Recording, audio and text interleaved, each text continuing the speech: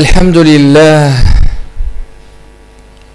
لله الذي أنار لعباده بنوره المستبين،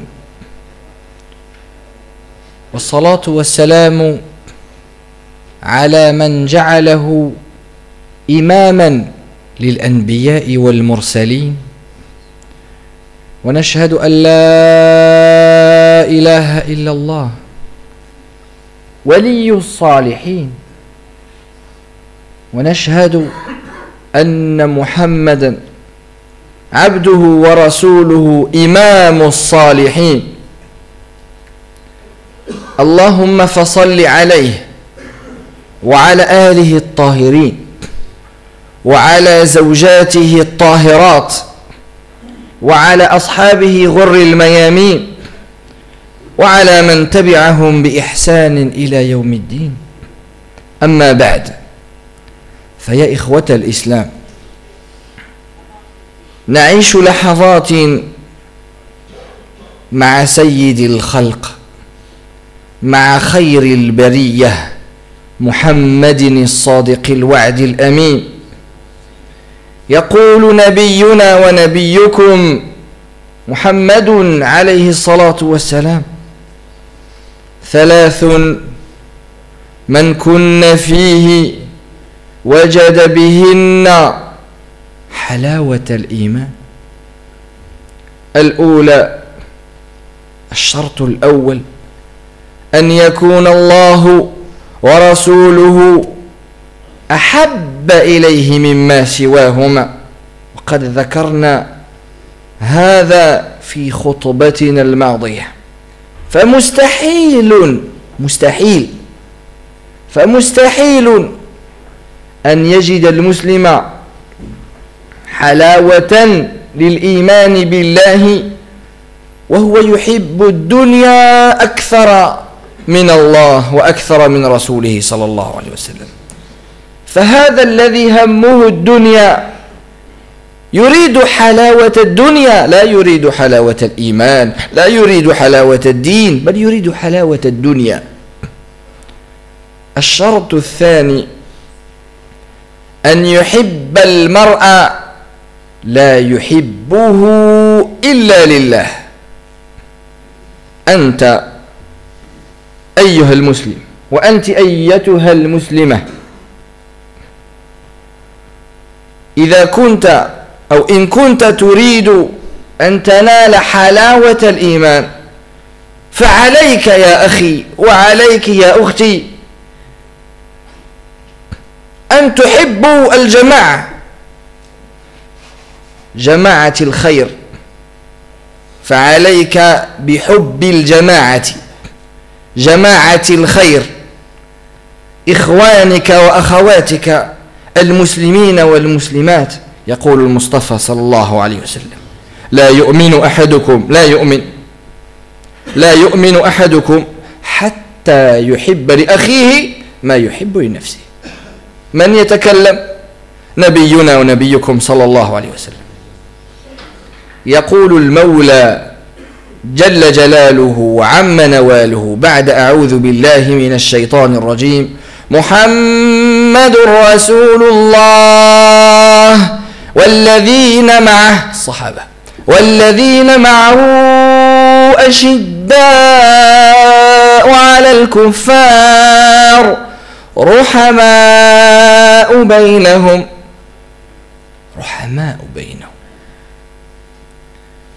لما يقول المولى سبحانه وتعالى أشداء على الكفار، فليس هذا معناه أن تكون ظالما أو أن تكون شديدا في معاملاتك وفي تصرفاتك، بل معناه أنت إذا كنت مسلما فأنت قوي، لست ضعيف. لماذا؟ لأنك مسلم.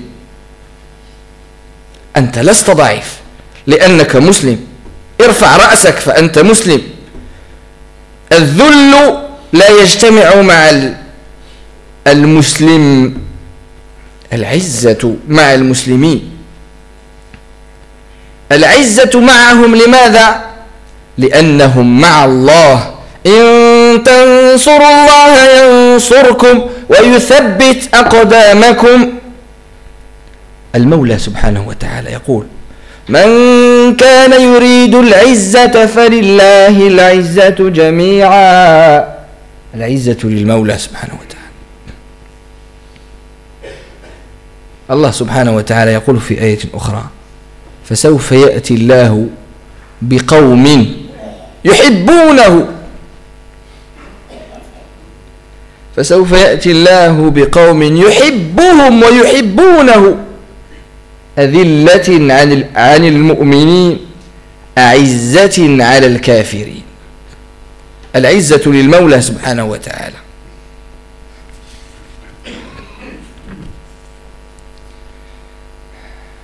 لا ترى في تصرفات المسلمين الذل، لأن الذل كله على من يجري وراء هذه الدنيا. يقول المصطفى صلى الله عليه وسلم: الدنيا حلوة خضرة أشداء على الكفار رحماء بينهم. حاشا للمؤمن أن يكون ظالما، فالظلم ظلمات يوم القيامة. العزة للمؤمنين، ولكن مع ذلك المؤمن لا يظلم، بل هو عدل. وإذا حكمتم بين الناس أن تحكموا بالعدل. المسلم عدل، لا يظلم أحدا. والله سبحانه وتعالى يقول بأنه والله لا يحب الظالمين. الله سبحانه وتعالى لا يحب الظلم ولا يحب الظالمين، وإن كانوا مسلمين وإن كانوا مؤمنين. وفي المقابل الله سبحانه وتعالى يحب العدل ويحب القسط، والله يحب المقسطين. إن الله يحب المقسطين في سورة الممتحنة في بداية الآية: لا ينهاكم الله عن الذين لم يقاتلوكم في الدين ولم يخرجوكم من دياركم أن تبروهم وتقسطوا إليهم إن الله يحب المقسطين. أن تكونوا عدول، والله سبحانه وتعالى عدل في كماله وتمامه. الله سبحانه وجل جلاله. حتى إن غير المسلمين إذا رأوا من المسلمين أخلاق الإسلام وأخلاق السلام والقسط والعدل اعتنقوا هذا الدين الحنيف.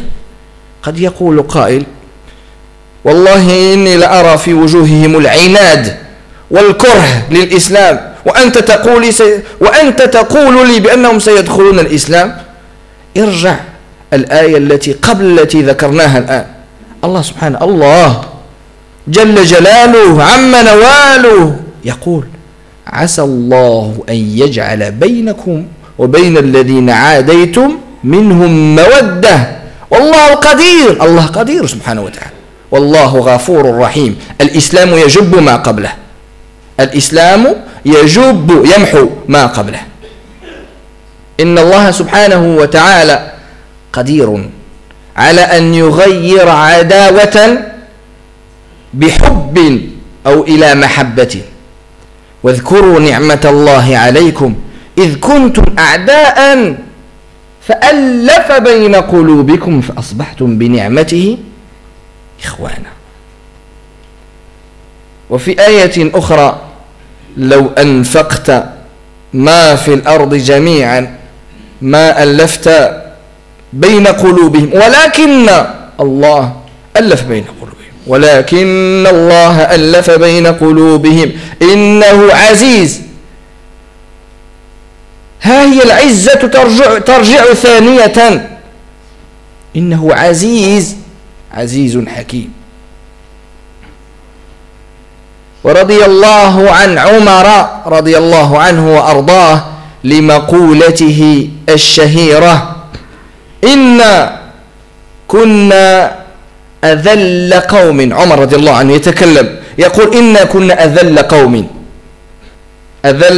قوم فأعزنا الله بالإسلام فإن ابتغينا العزة بغيره أذلنا الله فهو المعز سبحانه وتعالى وهو المذل سبحانه وتعالى قل اللهم مالك الملك تؤتي الملك من تشاء وتنزع الملك ممن تشاء وتعز من تشاء وتذل من تشاء بيدك الخير إنك على كل شيء قدير الله قدير سبحانه وتعالى. وفي الختام نختم فائدة الجملة النبوية الشريفة حين قال صلى الله عليه وسلم في الشرط الثاني لإدراك حلاوة الإيمان أن يحب المرء لا يحبه إلا لله. هذا الذي تحبه لا تحبه لشخصه، لا تحبه لماله، أو لا تحبه لأنه من المكان الفلاني، لا، مهما يكن. النبي صلى الله عليه وسلم صريح يقول أن يحب المرء الإنسان كيفما كان لا يحبه إلا لله. فلو هذا المحبوب الذي تحبه لو ارتكب معصية نقص حبك له لأنه ارتكب معصية. وهذا الضابط وهذا المعيار كذلك لجميع الخلق حتى النبي صلى الله عليه وسلم. النبي صلى الله عليه وسلم لا نحبه لشخصه بل نحبه لأنه قريب من الله. ولو افترضنا جدلا وافتراضا بأن النبي صلى الله عليه وسلم بأنه كان يعصي ونحن نعلم كلنا بأنه معصوم من الخطأ، افتراضا نفترض بأنه قد أخطأ أو بأنه قد عصى عزما فلقد كان ذلك دليلا على نقصان حبنا له، ولكنه ليس كذلك. نحن لا نحب النبي لشخصه لأنه عربي أو إلى، نحبه لأنه رسول الله ولأنه قريب من الله. لماذا أقول هذا؟ لأن حب الله وحب الرسول لا يتناقضان لا يتنافسان. فإنك إذا أحببت أنت تحب لله لا تحب لفلان. قد يقول قائل قد شغلني حب الرسول عن حب الله فلا أدري من أذكر، هل أذكر النبي صلى الله عليه وسلم، أصلي على النبي صلى الله عليه وسلم وأنسى الله؟ لا، هذا وهذان لا يتناقضان. فإنك تحب النبي لأنه قريب من الله، وإنك تحب المؤمنين لماذا؟ لأنهم من عمار المساجد ولأنهم قريبون من الله. إنما يعمر مساجد الله من آمن بالله واليوم الآخر وأقام الصلاة. كما قال صلى الله عليه وسلم أن يحب المرء لا يحبه إلا لله والحمد لله رب العالمين.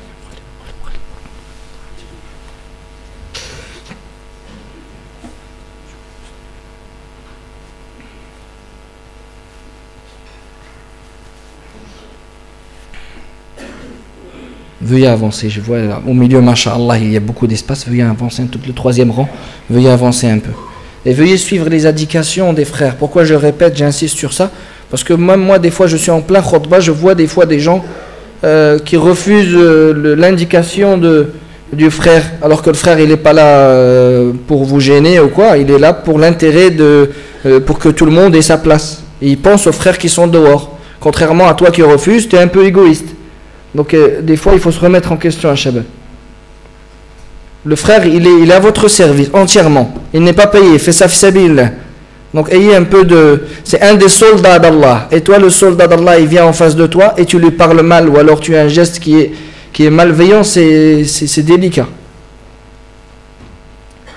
Alhamdulillahi alladhi anara li'ibadihi binurihi al-mustanir was-salatu was-salamu ala imam al-anbiya'i wal-mursalin.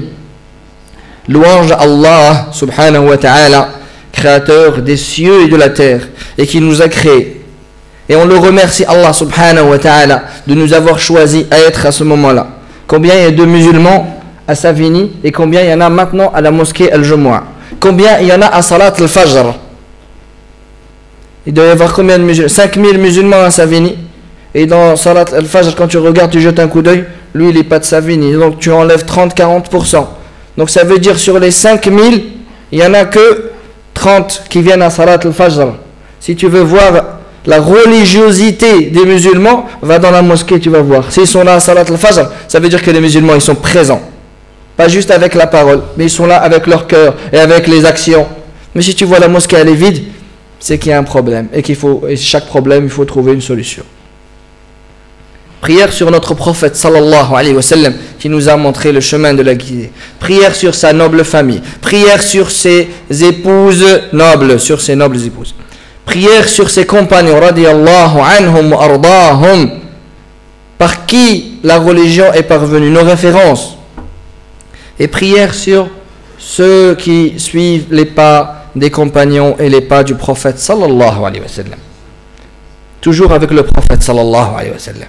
Toujours avec la parole du prophète sallallahu alayhi wa sallam. Le prophète sallallahu alayhi wa sallam, il a dit dans le hadith de Anas, comme il est dit dans le livre de Al-Bukhari et le livre de Muslim, Sahihayhima, dans les deux Sahih, il est dit, le prophète sallallahu alayhi wa sallam a dit, celui qui possède 3 qualités goûtera à la douceur de la foi. La première chose, aimer Dieu, aimer son prophète, plus que tout. Plus que tout. Et on en avait parlé durant le dernier sermon. La deuxième qualité, c'est aimer les gens. Dans le hadith, il est dit comme ça, aimer les gens. Et ne les aimer que pour Dieu.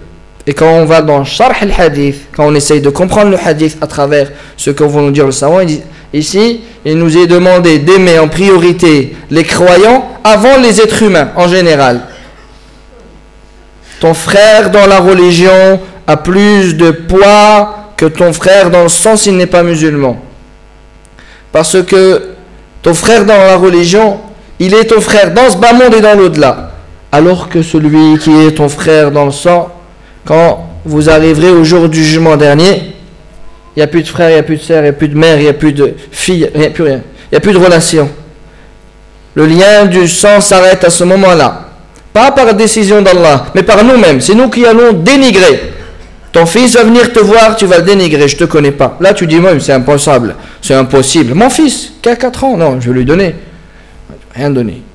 Tu vas arriver là-bas, ni lui te donnera, ni même ta mère qui t'aime plus que tout et qui ne pourra te jeter en enfer dans ce bas monde, elle ne te connaîtra pas ce jour-là. Pas parce qu'Allah l'a décidé, parce d'elle-même. Chacun y pensera à sa personne. Mon nafsi, nafsi, nafsi, mon âme, le prophète sallallahu alayhi wa sallam, il dira ummati, ummati, sallallahu alayhi wa sallam. Donc toi musulman, tu veux la douceur de la foi. Alors tu dois aimer la communauté de l'islam, tes frères et tes sœurs dans l'islam.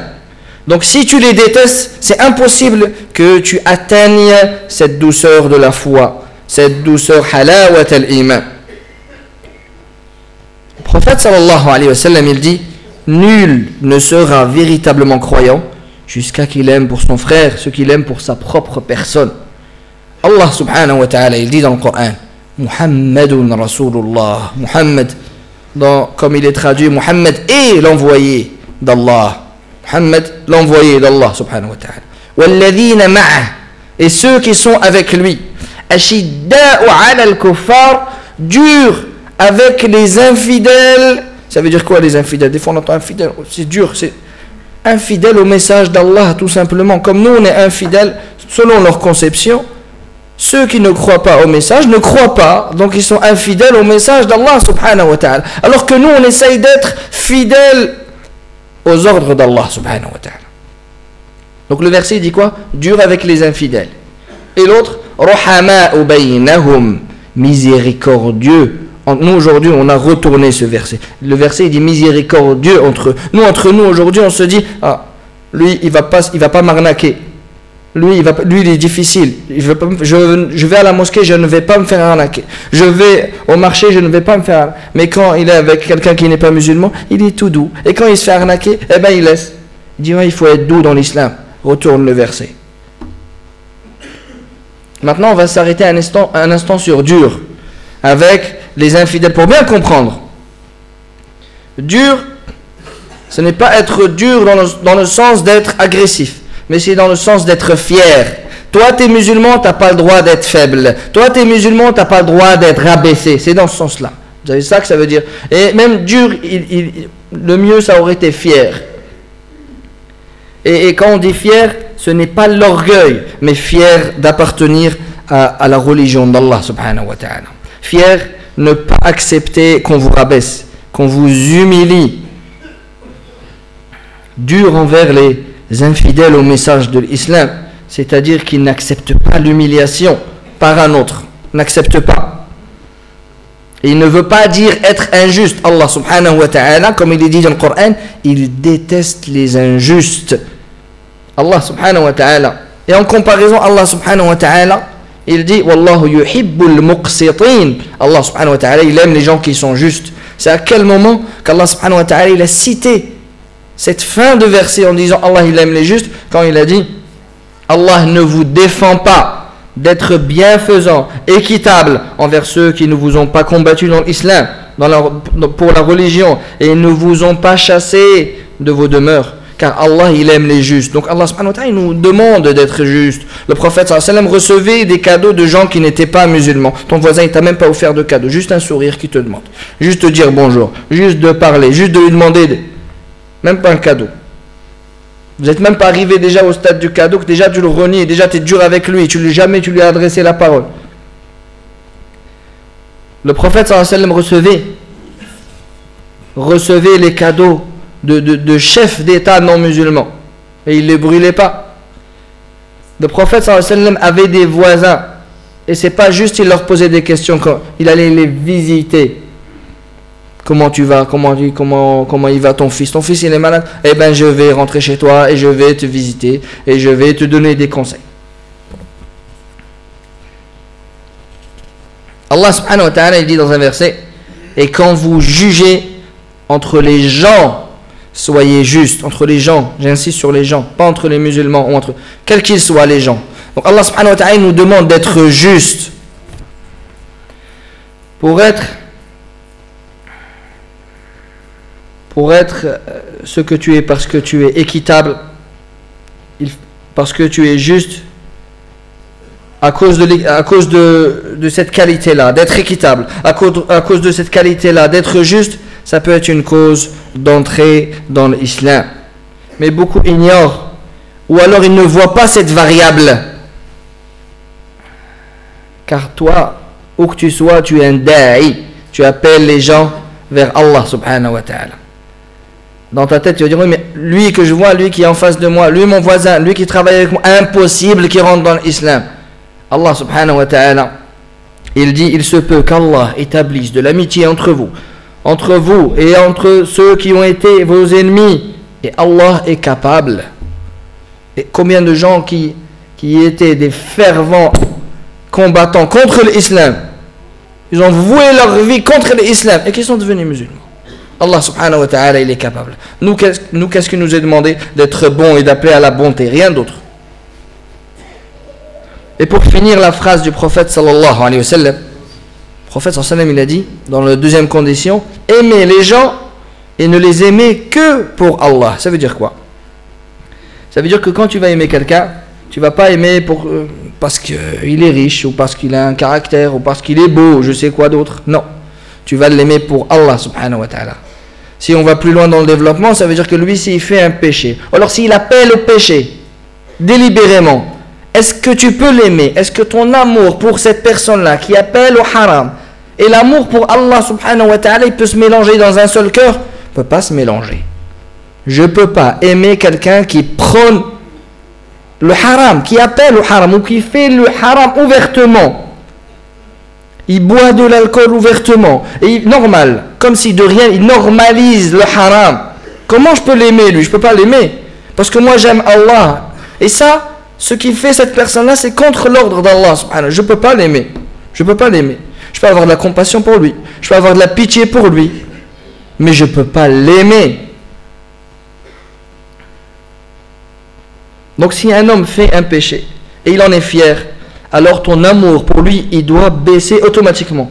Malgré qu'il ait quelques qualités, malgré qu'il ait une bonne personnalité, s'il combat Allah et lui désobéit, donc tu ne peux pas l'aimer.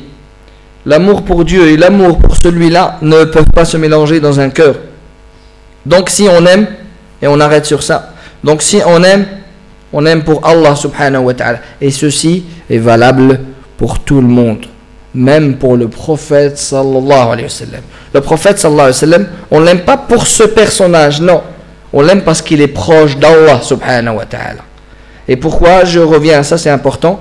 Parce que certaines personnes, ils pourraient s'arrêter et dire moi je suis perdu entre l'amour du prophète, j'aime tant. Ils sont excessifs. Ils sont excessifs, ils dépassent les limites. Et qui disent moi tellement j'aime le prophète sallallahu alayhi wa sallam, tout le temps je prie sur le prophète sallallahu alayhi wa sallam, je fais salat al-Ibrahimiyya tous les jours.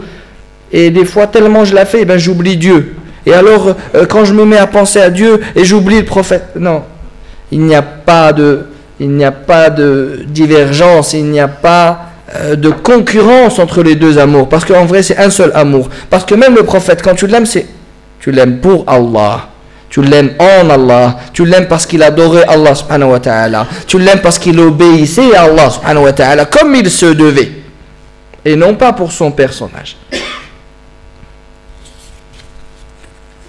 Bien sûr, Dieu l'a rendu infaillible à l'échelle humaine, bien sûr. Et si on dit un instant que le prophète sallallahu alayhi wa sallam, une hypothèse qui est fausse, mais juste pour aller plus loin, imaginons que le prophète sallallahu alayhi wa sallam aurait fait des péchés, alors notre amour pour lui aurait baissé. Donc c'est la preuve qu'on n'aime pas le prophète pour sa personne, mais on l'aime en Allah subhanahu wa ta'ala, par sa droiture, parce qu'il était proche d'Allah subhanahu wa ta'ala. On finira la semaine prochaine, Inch'Allah, sur la troisième condition pour pouvoir goûter aux délices de la foi. Et c'est quoi? C'est de détester le haram. Pour revenir aussi sur le contexte actuel, avec les élections une dernière fois, et après on vous embête plus avec ça. Donc là, c'est la dernière ligne droite. Je m'adresse à ceux qui se sont inscrits. Donc là, il reste le dimanche 30, et c'est crucial.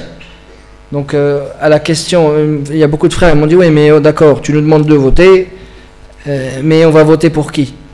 Moi je ne peux pas, dans cette position-là, malgré qu'on doit avoir un vote uni pour avoir un plus gros poids et un poids encore plus fort, mais je ne peux pas à cette position-là dire on doit voter pour un tel. Peut-être qu'on trouvera une solution à ce problème dans le futur. Mais chacun il doit se renseigner, tout à chacun il doit se renseigner et voir où est l'intérêt de la communauté. Et à partir de là, chacun y définit le meilleur choix.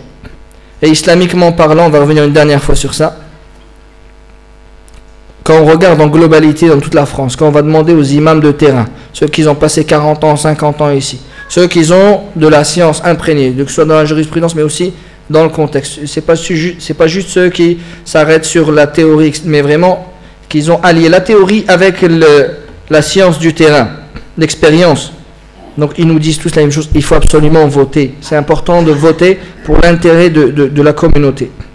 Il y a Cheikh al-Bukhari, Cheikh Abdullah al-Bukhari. C'est pas le Bukhari, Sahih al-Bukhari, celui qui nous a fait l'authentique, non. C'est quelqu'un qui est contemporain et qui vient souvent en France.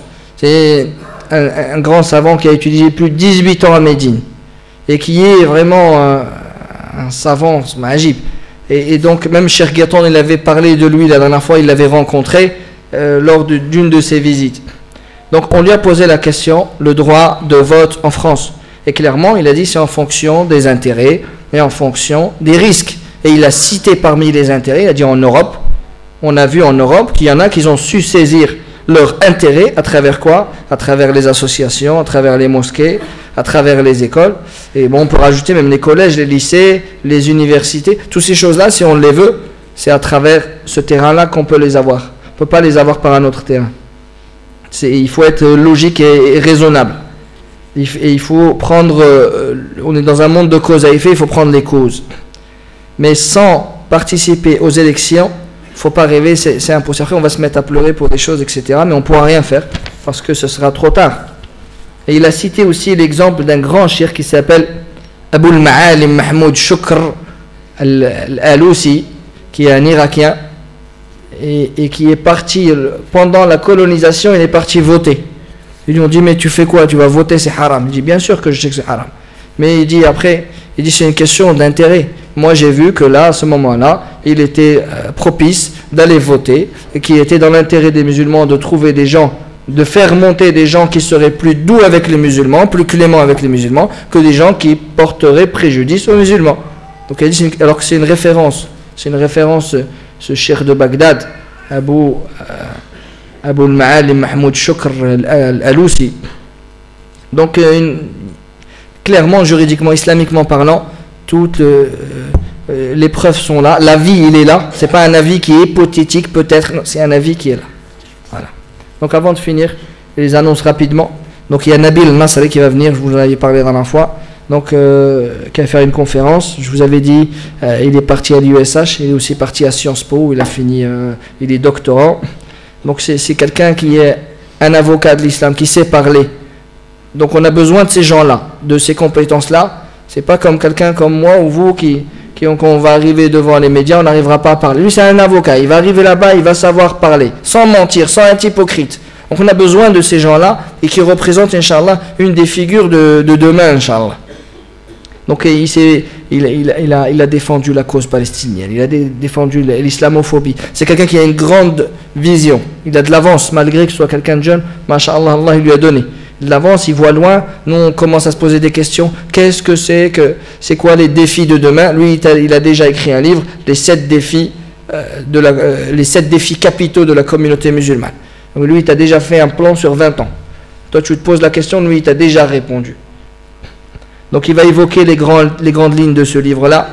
Mais pour ça, il faut s'inscrire. Parce qu'il faut être un minimum organisé. Donc il faut s'inscrire. Et d'ailleurs, il y aura un bureau à l'extérieur, juste après le Jumu'ah. Et enfin, il y a la mosquée de Lyon. Logne, Ikhwanuna min Logne, Zarona, وهم جاءوا لجمع التبرعات لمسجدهم. Donc il y a la mosquée de Logne qui sont venus pour la collecte de fonds. Il faut savoir que la mosquée de Logne, ils avaient une petite mosquée, 70 mètres carrés, alors qu'ils sont plus de des centaines et des centaines et des centaines.